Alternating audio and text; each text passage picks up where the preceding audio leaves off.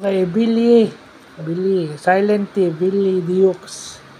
So, yung Billy Dukes, silent T, ang ibig sabihin lang daw nun, love letter. So, kung medyo merong ang gustong French ang dating, kasi French to eh.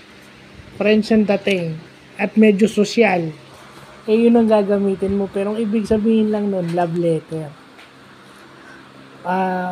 Pag ang isang babae nakatanggap ng Bill Dukes, isang magandang babae o sexy babae o nakatanggap ng Bill Dukes, ibig sabihin marami siyang love letter.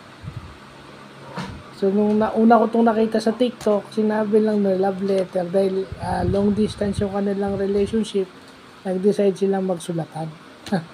Yun. Yun na ibig sabihin So, at least lumalawak yung ating English vocabulary at tungkol sa love. Tungkol sa love ito. So, maraming makaka-relate. No?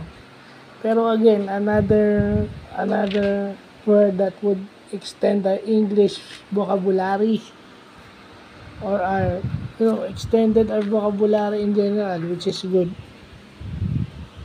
So, yun lang po.